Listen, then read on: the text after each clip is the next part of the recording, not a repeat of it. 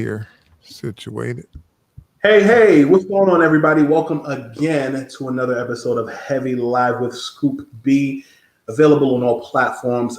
We are live via Periscope, Heavy.com's Philadelphia Eagles page, Giants page, and more. Make sure that you all subscribe on all those platforms. And right now, I'm elated because we have a guy that I've known for a few years, Giants linebacker, a legend.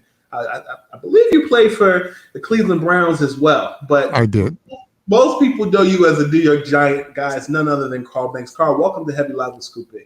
Scoop, thanks for having me, man. This is an honor. Yes, sir. We did something with Scoopy Radio a couple years ago, and I remember. it was via phone. But to do this video thing, pretty cool, man. I know you're a busy guy. The Giants did not take care of business last night against the Pittsburgh Steelers. What happened? Well, listen, I'm a big boxing guy, and sometimes you're punching above your weight class, and they're not quite ready for the level at this stage of the season, for the level of what the Pittsburgh Steelers brought to the game. I mean, you could see some really good stuff happening. They couldn't run the football. They played decent defense. They played good at times and then decent at others. And then, that championship pedigree of the Pittsburgh Steelers started to come up with different things to exploit the Giants, and they just weren't quite ready for it. So, if you're a Giant fan, you saw a lot of things that will give you some hope, like the way Blake Martinez was a tackling machine. We had gotten so conditioned to watching Giants middle linebackers just be able to read a play and get close to one. Martinez, dude, he made about the first 5 or 6 tackles of the game. So you're excited about that. Leonard Williams was disruptive. He gave Marquise Pouncey all he could handle, man. There were times he had Pouncey on roller skates, and then he got the most treasured of all things that his critics say he could never do. He got a sack in the game. So, listen, there are some positives that they didn't have last year. I think their scheme is so much better, both sides of the ball, than the one last year. So, and the players are playing hard, man. So, we'll see. The offensive line has got some work to do, man, because Saquon Barkley is just too good to not be able to get any yards rushing the football.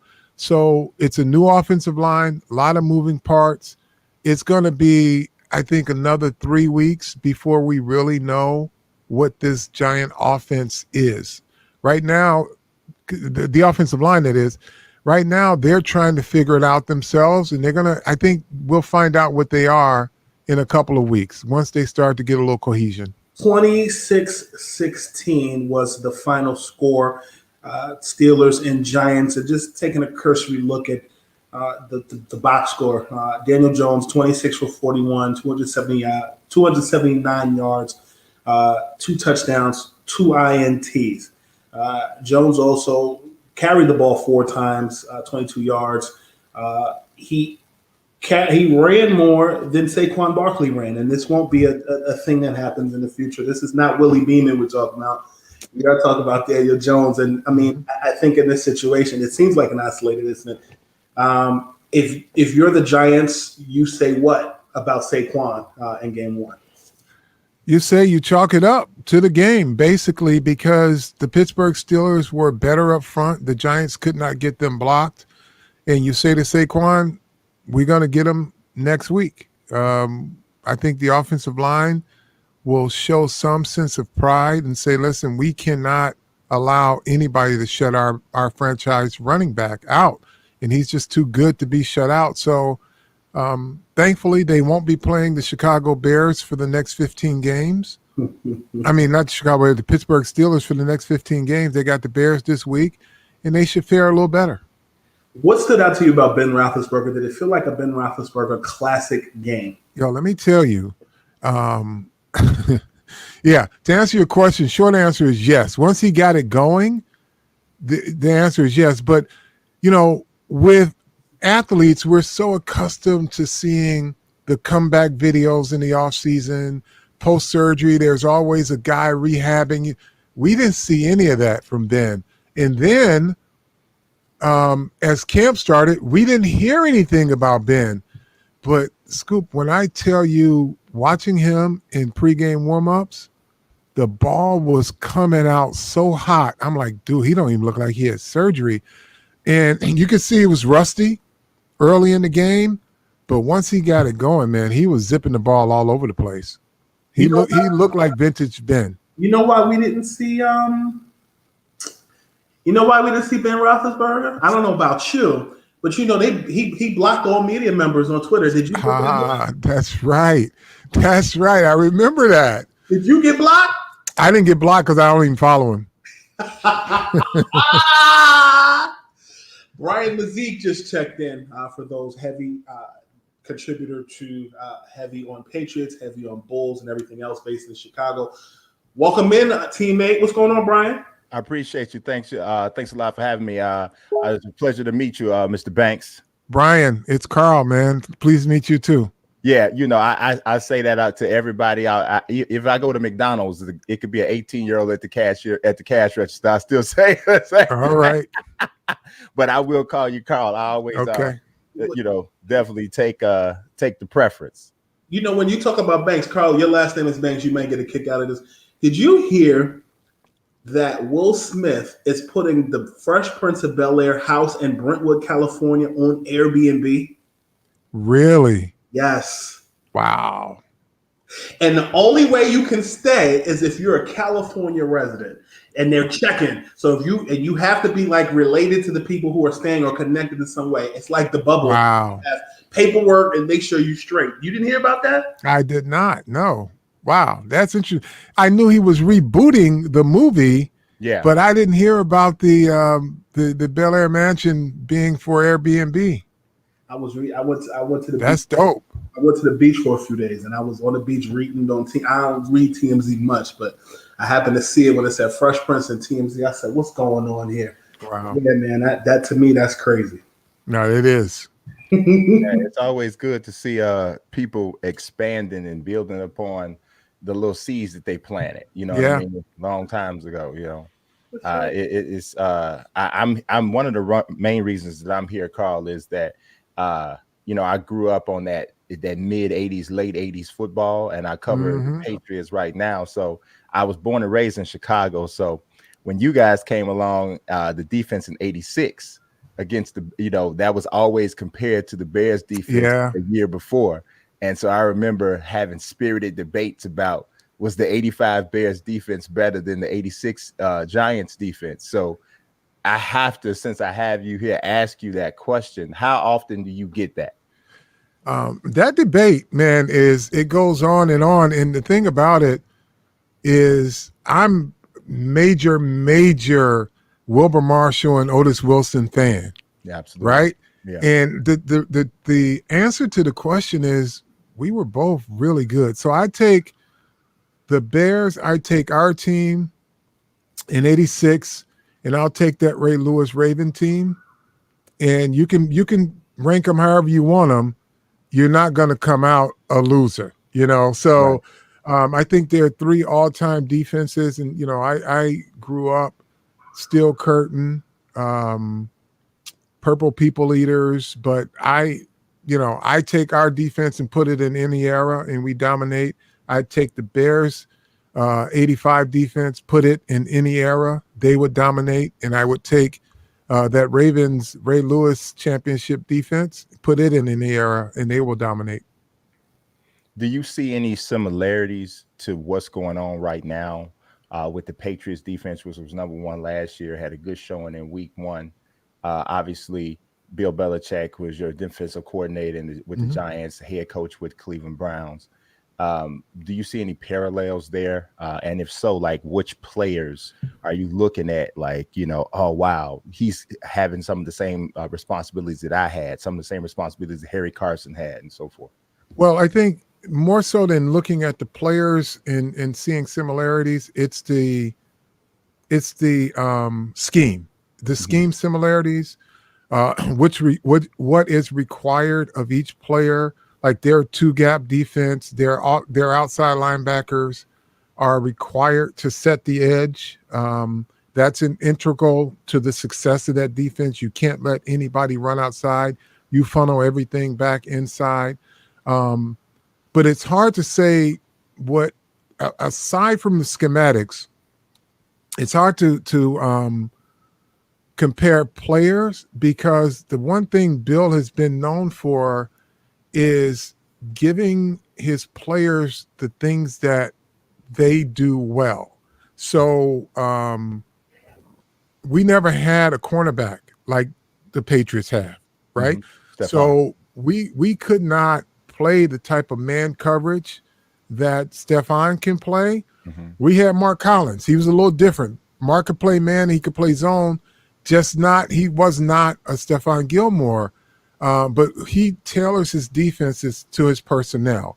So I can tell you they're still teaching off of our films from the Giants. Bill still has film clips of how techniques are played, and he still teaches off of that, off of some of our film. But those players tailor it to what they do best. Absolutely. That's the best way to coach. I mean, obviously, I feel like that's always the best head coaches that don't literally try to force the same scheme on every set of personnel.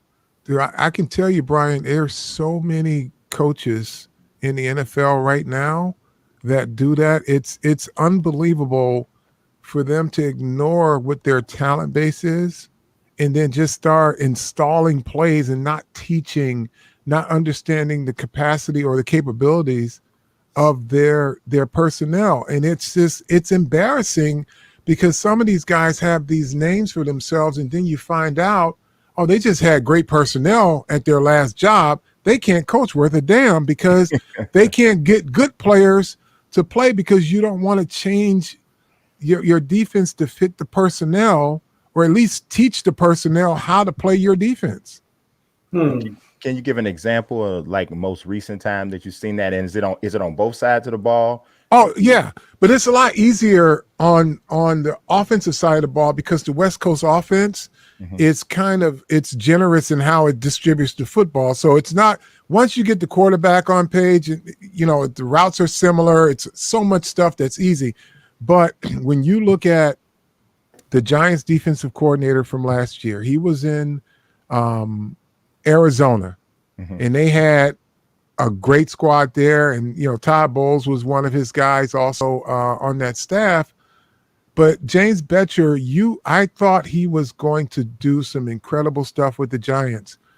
And what I found out in about 2 games is that they were fundamentally inept.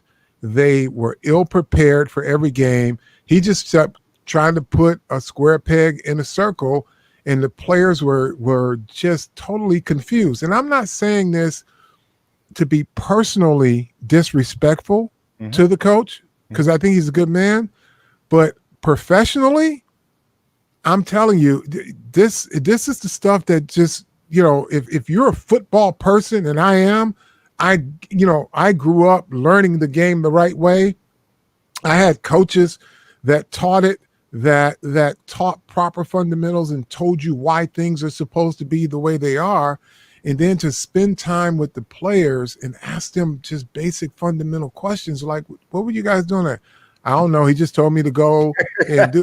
Like, you can't coach at this level and be successful unless you've got all of these great players on your defense, where you just basically say, go out there and sick them, guys. But it bothers me when I see these, and it's a lot of these, fancy name defensive coordinators, the new hot shots, and then all of a sudden you find out they can't coach worth a damn because they don't teach.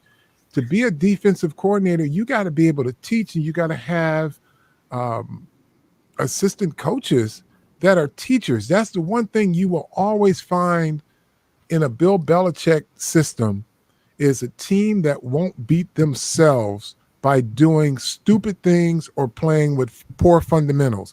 They're not gonna, they will make you beat them.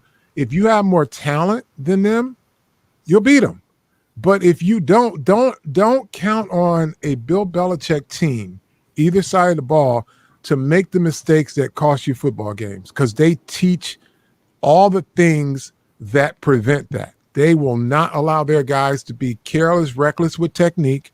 They will teach it. They will drill it, and everything down to tackling, how you tackle, situational awareness. They do all of that. So that's what you got to do. You got to be a teacher if you're a defensive coach.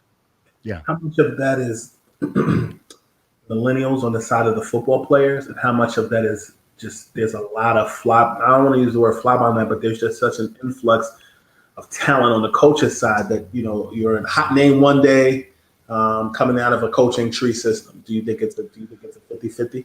Well, no, I don't. I think the hot name on the coaching side, you're only as good as your resume. But if you're a smart owner, you don't fall for the okie doke and say everybody's talking about him, so he must be good. Yeah. You get him in a room and you ask him, how do you plan to teach? What do you think of this? What do you think of that? If they can't answer those questions and they are used car salesmen, then they don't get the job. Millennials or who are baby boomers, it doesn't matter. They're football players. They want to learn. They want to be coached. If they've been, let's look at it this way. Look at the SEC, look at the Big Ten, and look at the coaches in those conferences. They coach their players hard. I've had Nick Saban as a college coach. I had him as a defensive coordinator when I was in Cleveland. There is nothing accommodating about Nick Saban when it comes to getting the details covered. He will insist on it. He will demand it, and he will coach you hard. So these young players, if they've come from big programs, they're used to be coached hard. They're used to being coached hard. But you got these coaches that want to try to be their friend and think that's the way to communicate with a millennial. No, you just can't make it personal. That's what millennials don't want. Don't personally insult them. You can coach them hard. You can curse them, but don't make it personal. Give them the reason why it should work. Because the one thing I do know is having a son that's a millennial, the big question is why? Yeah. You know, if you can tell them why, they'll do it. And they will laugh and they'll high five you and they'll be like, yo, you genius. But if you're saying go do this because when I was younger, this is the way it was done, or so they're like, why? Why do I have to do that? You know, why do I need a house phone? Seriously, like, y'all had a house phone? Like, what do I need a house phone? If you say, well, you know, in case of an emergency and the cell lines are down, you always got this hard line. Oh, okay, makes sense. They gave me one free with my cable, so maybe I'll just keep it in the house. You know, so it's when coaching young players, your connection is not friendship with this guy. There's a delineation between coach and player. Your door can always be open, but your status as coach and as teacher has to remain that. Players will like you if you're teaching them and they're benefiting from that. If you tell them to do something and this is how it works, they're going to love you for it. But if you give them a bunch of nonsense or say, just do it because I said so, then yeah, they're going to rebel. They're going to be like, yo, later for this guy. You know, yeah, he lets us play our music loud, but we're not going to play hard for him, but we're going to party every practice.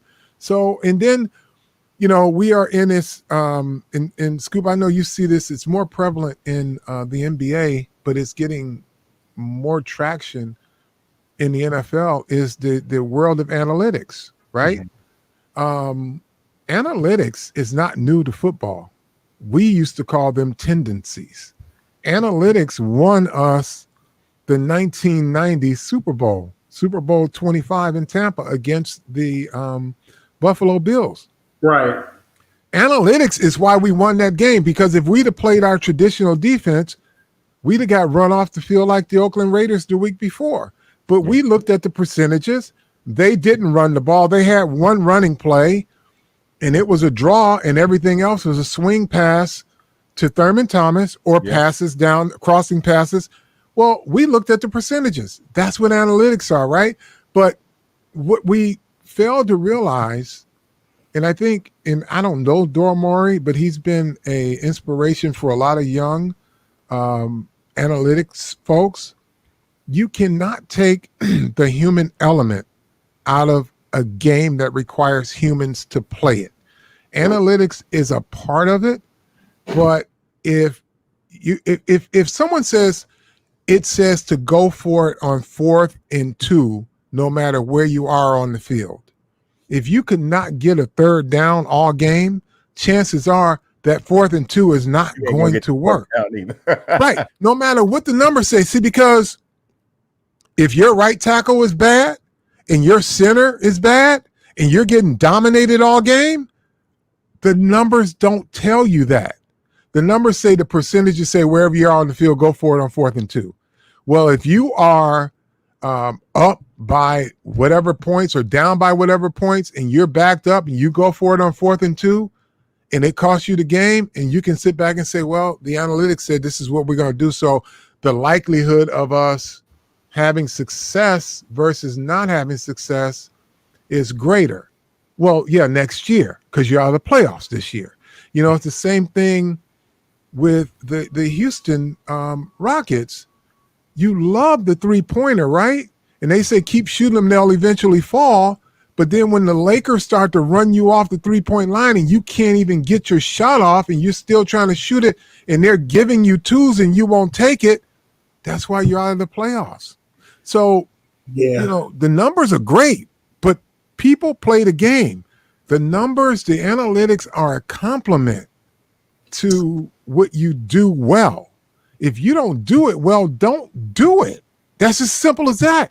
If you're 3 quarters into a game and your 3 points are not falling and people are running and scoring off of yours, you can't shoot your way back in that. Not from the 3-point line. I went to a small Division III school, and they were filled with guards and some forwards that ended up being centers. And, you know, the saying was, you live by the 3, you die by the 3. And that's D'Antoni basketball, if you're talking basketball. Well, how many funerals has he had? A lot. Huh? He walked off of this one before they could kill him. Yeah. If you live by it and die by it, well, he's had a lot of funerals because every year it looks great until it doesn't. Right. You know, James Harden can't hit a shot, then guess what? He ain't the most deadliest guy on the court anymore, is he? Nah, yeah. I mean, I think, you know, when you look at the Rockets at large, I think they're going to look back and say, man, maybe we should have kept Clint Capella. Should have traded for Chris Paul, because you saw Chris Paul raise his value. And it's the talk of the town. You know, there were about 7 teams who were interested in his services now. So, you know, you look at the Rockets, you always need a good point guard. You need a good center. And, you know, Harden can be a playmaker, but he's not a point guard. Right. As a scoring point guard, respect to him, but you have to put certain things around him to complement his playability. Yeah, and you know the thing that we were just talking about, how coaches and players, that dynamic and the delineation. I think a bit of that. Now, I'm not as close to it. I'm just an observer, but I'm a professional in this kind of stuff, meaning professional player coach dynamics. It seems that the exit of Jimmy Butler from Philadelphia was one of those things that should not have happened. And Tobias Harris, who I love, right? But when you look at the energy that the Philadelphia 76ers play with, it's not the same that when Jimmy Butler's on there. And Butler's not for everybody. So I'm okay with them letting him go if he's not for them, because they got the personalities that they have in the locker room. But sometimes it's worth having a guy like that to get a personality, to get his act together, to play at a certain level. And I think when he left, they just kind of fell back into that comfort zone. I think Butler made everybody uncomfortable for a good reason. Tell me something. Did you ever, past or present, see a comparison on the football field where there was a lack of Jimmy Butler in Philly? He went on to do better things. Would you say Deion Sanders leaving the 49ers may be similar, going to Dallas? Where do you see a similarity? Well, Deion made everybody better, man. But I would say Charles Haley. Charles Haley, when he left the 49ers and went to the Cowboys, they got better. And the other team didn't. Is there another? Jimmy Butler's known for having like this. It's a polarizing kind of effect. Like he's like you said, he makes people uncomfortable pretty much everywhere he's gone. So I'm born and raised in Chicago. So he started here and he got to the point where him, Dwayne Wade, Rajon Rondo, mostly Dwayne Wade and Jimmy Butler began to make all of the young players feel uncomfortable. And that precipitated the trade. He goes to Minnesota. He falls out with Karl Anthony Towns and Andrew Wiggins. He pushes his way out of there, goes to Philly, falls out of favor there.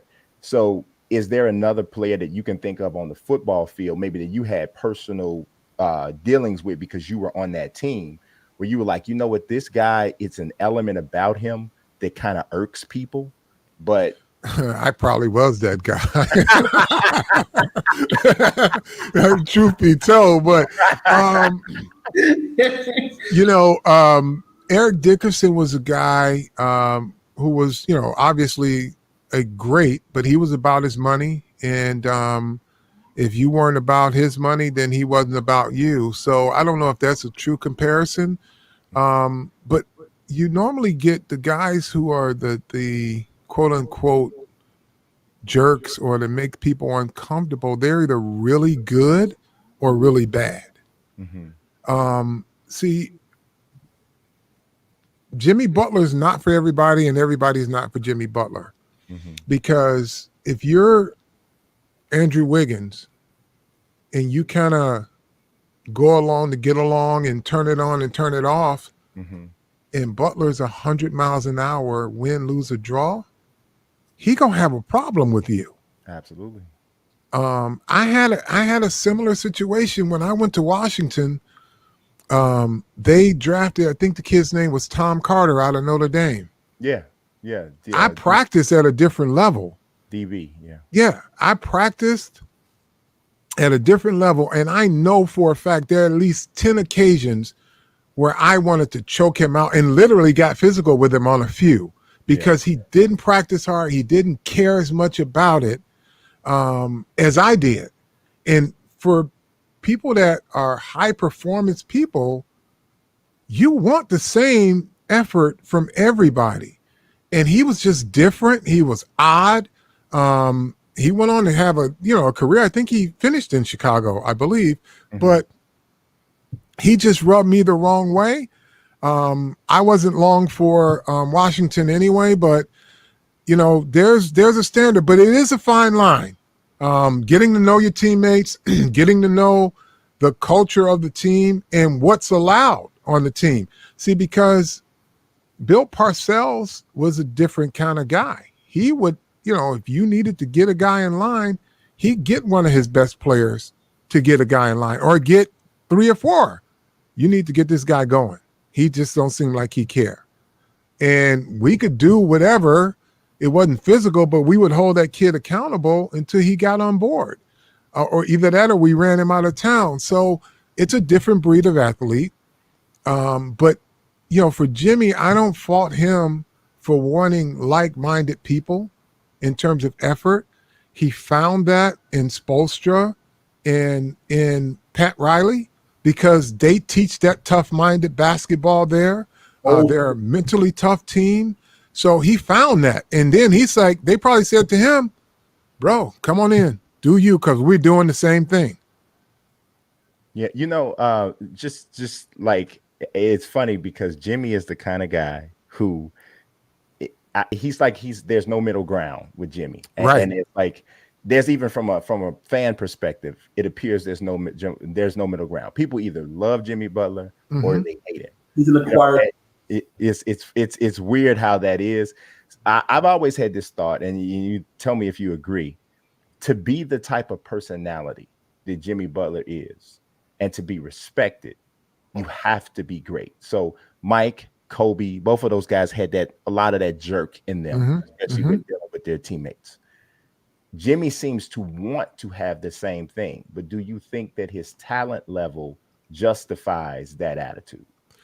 I think it does because he competes. See, he knows what he is as a basketball player. He never professed to be the greatest of anything in the NBA, but what he is very good at, he works at it and he's diligent. So, there's a different level of jerk that's acceptable. Obviously, when you are the greatest, like Kobe and Michael, everybody gets it. But, Kobe ain't for everybody. He was not for everybody either. Rest in peace. Nor was Michael. If you weren't, if Michael wasn't your type, you probably found yourself on another team more so than Michael finding himself another team, which is the difference between Jimmy Butler and those two guys, because they weren't going anywhere. Exactly. Butler could travel until he found his fit. And honestly, I thought when the move first happened, I'm like, is Butler running to the money? Like, is this a money grab or what? But then, you see the fit and you see the dynamic that he brought to the Miami Heat. There, he fits what they do. He fits their attitude, and he's a higher level than what they had in terms of player. So I just think it's a delicate balance. But if you've got a coach who's already practicing, those types of things, then you don't have a problem with it. And see, it's so interesting because you being in New England, all the noise you hear is from people that are not playing for New England. It's like the Lakers. Yeah. You see what I'm saying? There's probably been 2-3 players since Belichick's been there that have said anything negative about him. Think about that. Asante Samuel might be like the one that jumps out at the most. Right. He respects him, but he's the only one that seems like had the gumption to actually publicly be critical. Right. Well, and just think about this. Malcolm Butler sat in the Super Bowl without explanation, right? Mm-hmm. He should say a word. Let's say a word. So when you have a program that's that demanding, those programs aren't for everybody. But when you're in them and you buy in, it turns out pretty good for you. And you don't hear a lot of people, I hated playing for Belichick. They might say he was a pain in the ass sometimes. He was very demanding, but nobody takes shots at him like he's a piece of garbage. You wouldn't hear a player say about Bill Belichick what I just said about James Betcher as a defensive coordinator. Yeah. Speaking of that, I had a question, and I'm wondering this because there was a lot of speculation around this leading up to it. There was all this talk about how Cam Newton was not going to mesh with Bill Belichick. Mm-hmm. And it always strikes me how people swear that they know somebody that they've never met before. Mm-hmm. So people exactly just know Bill Belichick backwards and forwards because of all of these memes. What did you expect with that year? So if you go back, and I don't know if you can search Twitter feeds, mm-hmm. but if you go back as early as February, mm-hmm. Whenever Cam got cut, right? Okay. I would say a week after that, I said Cam Newton would be a perfect fit for Bill Belichick. And then when nobody was taking him, right? Mm-hmm. I said, watch and see. It's on my Twitter feed. I said, mark my words, he will be a Patriots because his number just went down and Belichick will have him in at a number. They'll find a way to get him some money, which they will, mm-hmm. performance-wise or whatever. But he's going to work. He fits what they want to do. He gives them a different dynamic. It takes Belichick's offense in a whole nother dimension. And it worked out. So I didn't think that it would be a bad fit because Cam Newton's a hard worker. You're allowed to be a personality under Bill Belichick. You just can't be a bad citizen, but you can be a personality. He doesn't squash personalities. He don't want you doing Antonio Brown's nonsense and FaceTiming and all of that other nonsense for live from the locker room. But he has no problem with personality. But Tom Brady is, he's an institution. And I could see where people were kind of like, in a way, in their feels about, we don't know if we want him here. Well, you don't have a choice. You didn't have another quarterback.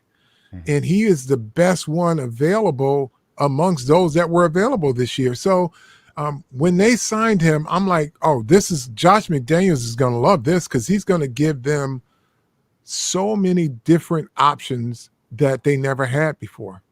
Yeah, and right now there's some rumors going around, and they just happened today. One of them is concerning a guy I know you're familiar with, Odell Beckham Jr. is reportedly there was some rumors out there that he was available, and then there is also a rumor that Allen Robinson deleted all affiliation with the Chicago Bears off of his social media accounts today because obviously he wants an extension.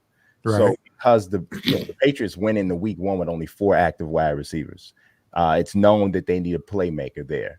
Mm-hmm. What would be your thoughts on a potential deal if you could see that happening for either Allen Robinson or Odell Beckham Jr., and which one would you say you would think is the best fit in New England? I think both guys could fit. I think what Odell will find out that everything he says he wants, that there's a different level to achieving it in a Patriots uniform. He wants stability. He wants good coaching. Nobody will ever question Odell's commitment to excellence, but there's a different way you go about it in New England. It's not about you. And I don't think Odell, if he was in New England, he would be about team. He would be about team. But right now it's about him. He says all the right things. He does all the right things, but somehow it's get interpreted as he's all about himself. In New England, he will never, if he does the same things that he does today, he would be about their team and not the perception of he's about him. He would have a more positive attitude, a more positive outlook on football and how much he loves football. He'll love it. He'll learn to love it even more in New England. I think just from a feasibility standpoint, he's probably cost prohibitive. He makes like $10, $11 million a year. Robinson would probably be the guy, but if they took it to another level, Odell and Cam would be a great matchup. And then, you also look at the dynamic. You got a miserable Julian Edelman, happily miserable Julian Edelman, which, he's a team guy too. He sees if a guy can make them better, he'd welcome them with open arms too. But, those guys, they were such a close-knit group, him, Brady, and Gronk, and he's the last man there. He's going to do his job. He's going to do it well, but he understands now that the game changes and you just have to adapt. So if they were forced to bring, not forced, but if they were fortunate enough to bring either one of those wide receivers in, I think he would find a way to be okay with it because Odell gives him more opportunities to catch more balls underneath, taking attention away from him. Yeah. You talked about Odell, or rather you talked about Cam Newton, Carl, and you talked about the fact that just because he's a personality, that doesn't make him a bad guy. And Brian, you kind of touched on it, how people think that they know someone based off of their personality. I'm curious to know, where do you think Odell and Cam are similar in that personality part, and where they're different in the perception of people? You can take that one, Brian. Yeah, just from an outsider standpoint, I'll let you go first, and then I would. I honestly, and I'm gonna be real because it's only us in this 3 boxes. I think the thing of obvious, a lot of it is that people don't realize that a lot of the perception comes from race. They look at these 2 black guys and they're flamboyant and they're outspoken, and it just a lot of times, like, you listen to the things that Tom Brady says, there may not be a more confident athlete, borderline cocky, arrogant athlete in the entire sports world, but it sounds different when he says it. It looks different when he shows up and puffs out his chest and stares down the coronavirus, and I'm still going to work out with no mask on, no matter what, in Florida. Like when he does it, it's like an act of heroism, or he's a tough guy, John Wayne kind of a thing. But when Odell Beckham or Cam Newton show this confidence, to some people, it comes off in a way that is off-putting to them. And Cam knows this. He's talked about it. And he said he knows he carries that. Cam's a little more, and I'll say this, Cam's more mature than Odell. So he handles that reality better. But I think that it's very similar, honestly. And you just look at the feedback that you see, that I see, like writing articles literally for millions of people every month. And you see how they respond. You're talking about masses response. And I think that in a lot of ways, a lot of people see Cam and Odell similarly. Yeah, and I think, Brian, what people will say to you is, oh, well, Tom has earned the right to do that. He's been to 9 Super Bowls, and he's won the majority of those, and those guys haven't done anything but individual accomplishments, this, that, and the other. But it's not their fault. These guys, Cam Newton has never had a number 1 wide receiver. His best receiver was his tight end for years. Yeah. He had compliments on the outside, but they weren't threats in a game. Odell, I think, I'm not happy that he's not a Giant, because I wanted him to be, but I understood to a degree why he's gone. But he's a guy who, my fear is that he'll never be happy, because there's no, and this is the maturity you talked about, Brian. There are no perfect scenarios. And what I think Odell has to come to terms with is that he can do everything he can to be the best player, the best teammate, the best in shape, and the best citizen. And it won't be enough because the other guys are not all like him, and that's what he's got to come to terms with, because if he tries to be too much of a leader, he's off-putting, right? If he goes into his shell, then there's something wrong with him. But he goes about his work in the off season. He's always in tip-top shape. He's a high-performance guy. But what happens is he comes in and not everybody thinks the same way. Not everybody plays the same way. And then they get into some games where if he has a mistake, it's all his fault. And then he has to wear that. And he's not as mature in terms of carrying things like Cam Newton. He wears his emotions on his sleeve, even if he says he doesn't. So he's got to find, in my opinion, a comfort zone and being able to accept only what he can contribute and do that at the level he's been doing it. But just know that it's not going to all fall in place. There's never going to be a perfect situation. So he's got to make the best of it. He's got to encourage his teams to get better, because on paper they look great everywhere he goes, but the end result is it's never as good as he expects it to be. He wants to be a champion, but the sacrifice to that sometimes is accepting that everybody's not going to want it as bad as you. You gotta find a different way to motivate those guys to get them to play on Sundays. Yeah, go ahead. Second part to that question. When I look at Cam Newton and I look at him in New England this year, it reminds me of a redemptiveness that Carmelo Anthony had with the Portland Trail Blazers this season. People wrote him off. He raised value playing alongside one Damian Lillard, CJ McCollum under head coach Terry Stotts.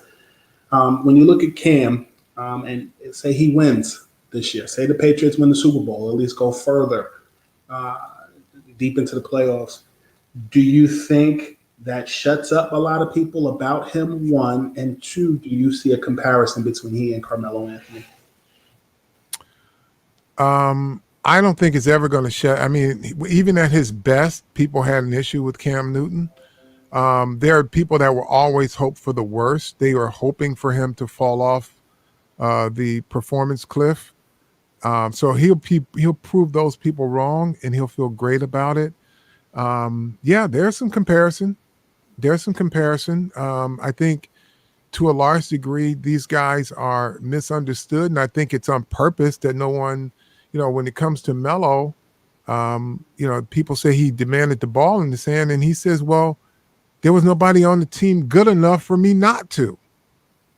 Right? So if there was another player out there that could do something, I didn't have to have the ball in my hand. Nobody asked me to do it.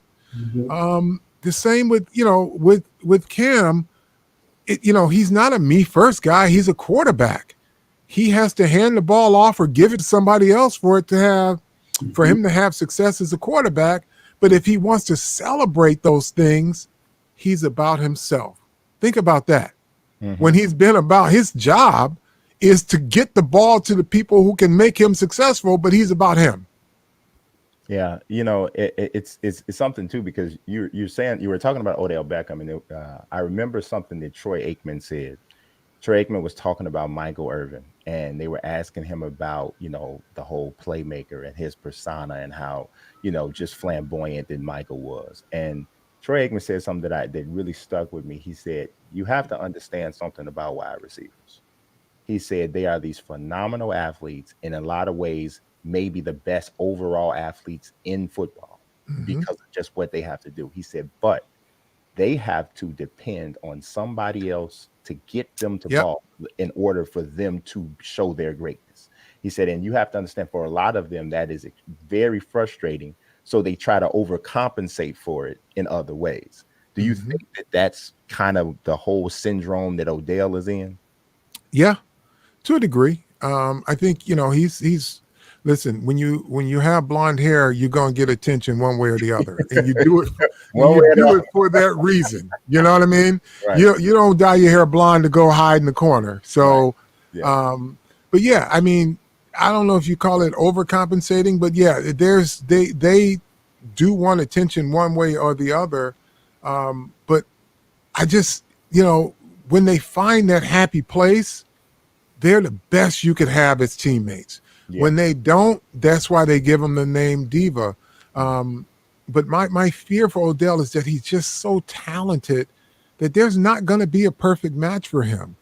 I know he loves LA. If he went to the Rams, that may not even be a perfect fit, even though on the outside it looks great, but he may not be their main target, even if he's there. And he may be okay with not being the main target, but is everybody else okay answering why he's not the main target? So the dynamics for him, yeah, he brings attention to himself. Obviously, like I said, he's got blonde hair, but I just think he wants it so bad that he's got to understand that there's no paradise. He's got to make the best of wherever he is and understand that there are things about him that people have to answer for that are unintended consequences of him not talking, him dropping a pass, or him just being him because he has blonde hair. Let's take a reset for a second. Heavy Live with Scoopy here in the building with Brian Mazique, contributor to Heavy.com, as well as two-time Super Bowl champion Carl Banks. Played with the Washington Redskins, known now as the Washington Football Team. You really went there? Yeah. I got 2 Super Bowl rings in New York, and you put that team on me? Carl, tell me something. You're wrong for that. Yeah. Listen, being a journalist, I got to be objective. I'm segueing into. I'm getting my Ernie Johnson on. I'm segueing. Okay. So when you look at the NFCs, the Giants lost. The Eagles and the Cowboys are in a good position, I guess, in the NFC East. But the Cowboys should have lost that game the other night against the Rams. I guess my question for you is, what did you make of that Sunday Night Football game? Cowboys-Rams? I think when you look at the Cowboys, they look like a team with a new head coach. They're still trying to find their identity. They had some key injuries early on, and that's one of the things that you got to keep an eye on in this year's NFL. It may not be about talent alone. You're going to see some teams that are in contention late in the year because they're healthier than some of the teams that you expected to be there. But the Rams were trying to find trying to reestablish their identity, and Dallas just looked like, defensively, they're not the same team. They don't swarm the way they did. Their scheme is different now. And so they don't move sideline to sideline as much anymore. But I'll tell you, Smith is back. He looks great for a guy that hadn't played football in 5 years. But I'm talking about Alden. But the kid, Jalen Smith, he's not the same. That's the kid from Notre Dame, Jalen Smith, right? Yes, yeah. He's not the same active linebacker because he's not freed up to roam and run sideline to sideline. He's having to take on more blockers. Van Der Esch left the game. So that's going to hurt them. It's going to weaken them. So it's going to take a little bit for them to get going. I think offense will be better than their defense for a while. But I think they should. They didn't make enough plays to win the game, in my opinion. Philadelphia Eagles. We are broadcasting on the Eagles page as well as the Cowboys page through Heavy. What did you make of them in week one, and where do you see them moving forward throughout the season? Boy, well, Philadelphia lost 3 offensive linemen. So if there's any coach that can win with less, it's Doug Peterson. I mean, he's impressed me each and every year. Now, they're starting to question him, and I'm hearing these rumors of a power struggle from one of the media members in Philadelphia. I didn't know that to be true, but he's a hell of a coach. I don't count them out at all because they were basically losing players in real time last year, and he was still finding a way to win. Like key players going out on one play, and he's coming back, getting first downs and finding ways to win. So I don't count Philadelphia out, even with their 3 offensive linemen. Now, like I said, it's a different year now. And obviously you got the wild card of COVID too, where guys would have to be quarantined if they were to contract that virus. So it's the dynamics are different, man. Health is going to be a big factor, more so this year than any other year in the NFL. I was looking at, I wanted to kind of trail back a little bit to some kind of like Giants parallels. I was looking at, and this was on Thursday night football, and I'm not gonna throw the name out here because I just want to see if you see any of the same things that I saw. Claude Edwards-Hilaire had a fantastic debut. Now the kid's only played 1 game in the NFL, but when I looked at his stature and the style on which that he ran, is there anybody that he reminded you of from years ago? Ooh, I don't want to guess. No. Okay. Tell me who he reminds you of. I was thinking Joe Morris because I saw a little bit of that. Yeah, I saw a little bit of that because I'm Joe Morris. When one of the things about him is that people I don't know where we got this thing where running backs needed to be 6'2". Yeah. I don't know where that came from. Brandon Jacobs. Or maybe it was Eric Dickerson because they're like 6'3", but or Eddie George. But the thing of it is that those smaller running backs with the low center of gravity, they are so hard to get a good hit on because the low man wins. But if this guy's already down there, and the thing of it is that they're hard to see too as well. No, you're right. And if they've got good vision and good feet, you're seeing them too late. Yes. Because they've gotten through a hole or something before you can even see him. And that was what Joe was really good at. And I actually do see a little bit of that.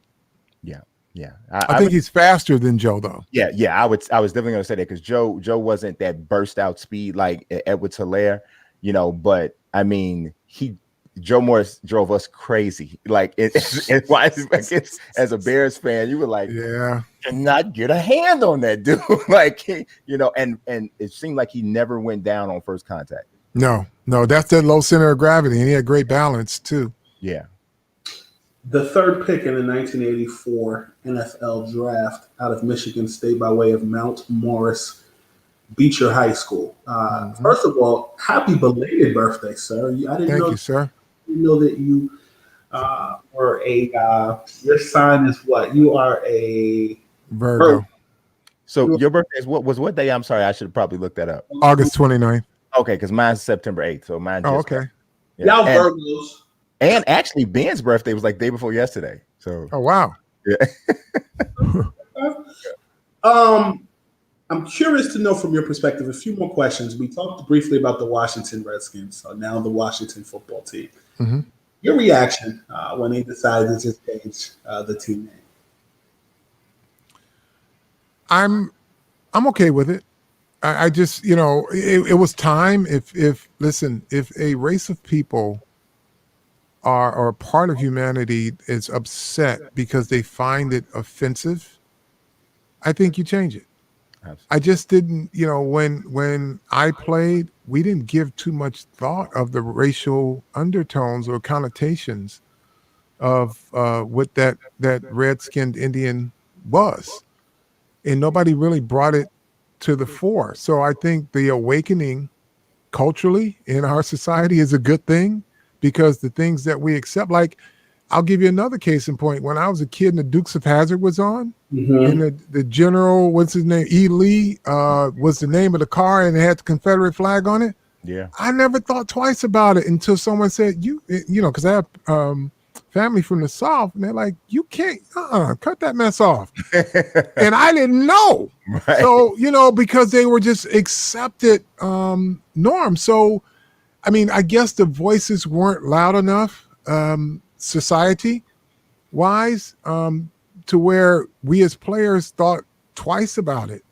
And now that, again, the awakening culturally in our society is a good thing. We can't continue to do things that are offensive to humanity. How did that affect your distribution with Starter when you guys were making product? I know I talked to people from 2K, and I remember when Kyrie Irving got traded from the Cavs to the Celtics, and he was on the cover with a Cavs jersey, and then that was an issue. Did that affect your production with Starter? We actually had to cancel some production, but most of that product, and I can tell you, name changes are opportunities also. Absolutely. To get things in the market, and they're going to give you two opportunities, because right now they have the W, and they're going to, once they settle on a real logo, then that'll change again. But what we found is that the product that we were ready, willing, and able to just cancel and burn, retailers are like, no, send us the product anyway. And the reason being is because they're now collector's items. I mean, we live in this world of collectibles. I doubt if you see people wear them, but 5-10 years from now, they'll be up and they'll be going for a lot of money because there's an official name change, and they used to be called this, and people will have them as collectibles. Do you think that Colin Kaepernick has a desire to play in the NFL again? Wow. I was just having this conversation with my girlfriend because she's like, it's a damn shame he's not playing. And there's a part of me that says no. There's a part of me that says, you know what? If y'all want me, cool, let me think about it. But I'm not begging you to be on the football field anymore, because I think the window opened and closed again without any team giving consideration. And I think it would be, I just don't think mentally, and I don't know him, but just the fact that he's been left out and there's so many opportunities for him to come in and play. I just don't think he's all about playing anymore. I could be wrong though. One thing, and it's because you said that you were having that conversation. I just had the same conversation with someone else. And one of the things that I said was Colin Kaepernick to come back in the NFL and play it in this era right now during this time. The only thing that I could compare it to from a level of pressure would be Jackie Robinson. Yeah. It's the only thing I could compare it to, because every single everything that he does is going to be scrutinized to the umpteenth degree. And every single pass he throws, every single time he rolls out right, every single time he runs an RPO and decides to keep it, whatever it is, he's going to feel, because he's a human being, like he is carrying the hopes of all of his supporters on everything that he does. You know what? I look at it a little bit different. I think he will be carrying, but he'll be carrying the weight of his movement. Yes. Because he's the one who literally opened the eyes of all the people that hated him, and they had to change their narratives. Mm-hmm.